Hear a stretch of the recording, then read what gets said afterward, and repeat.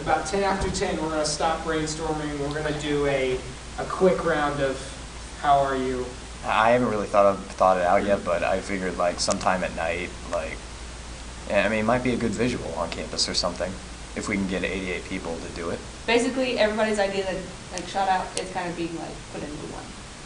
We can just handle a visual at the end of the day. And we can use the blackboard to promote it, have something really huge and phonetically written on the blackboard. Look at us, we just have like a week of it. Like, this is right here is like straight out everybody's idea.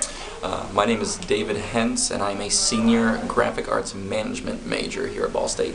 My interest kind of came freshman year, right after Christmas break. My friend Nick Hewitt came up to me and said that he's been following this group on Facebook, which started down in Baylor University, down in Waco, Texas, and they started this state non-for-profit organization called Alive Campaign, and he wanted to bring a chapter to Ball State.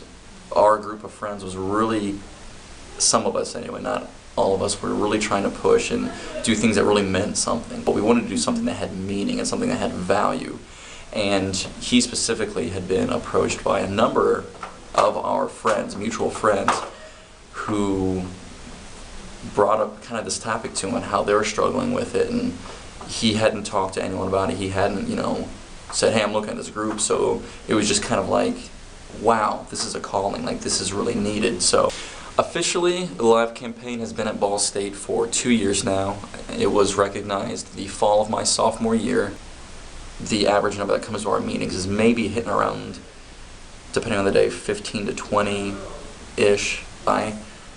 I would love to know, even if I don't know who the person specifically, but just kind of know in my heart that someone has been helped by this. Someone has chosen to get help instead of attempting suicide, or to just sit in their depression and do nothing about it and feel like they're kind of imprisoned by it.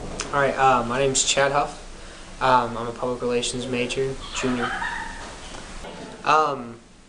Well, we can't take all the credit, but just recently we paired with Student Life to bring Jamie Twerkowski to campus, the founder of To Write Love on Our Arms. We did a lot of the marketing for them. That was kind of our contribution because we don't really have any money. We couldn't help pay for the whole thing, but we had willing hands. I'd have to say that one of the more brutal things, and I mean I use the word intentionally, and it doesn't have a great connotation, but brutal is what it is. One of the more brutal things that has kept me kind of inspired to do this job actually happened pretty recently, and it was a younger brother of one of my best friends. I'm not going to mention any names, of course, but he'd been struggling with this for a while now, trying to build up the courage to take his own life. Jamie Twerkowski was amazing. We got the highest attendance that he's ever had at a college event.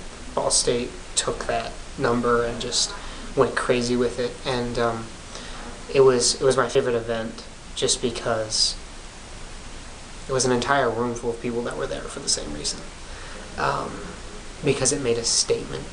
So what made you interested in coming to this event today? I'm in EIL, Excellence in Leadership, and they kind of like talked about it and motivated us to come to see him, so I'm here.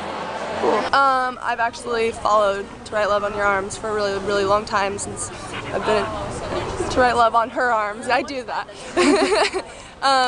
And since I was in high school and stuff, and I think it's really cool, and I thought it was a great opportunity that Ball State got to be a part of this.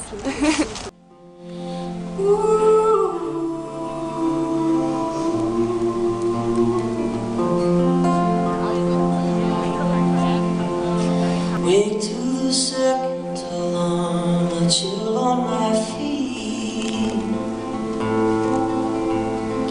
Whisper goodbye to my love, a kiss on my cheek. Pray this will be the last time mortal man's got to dream.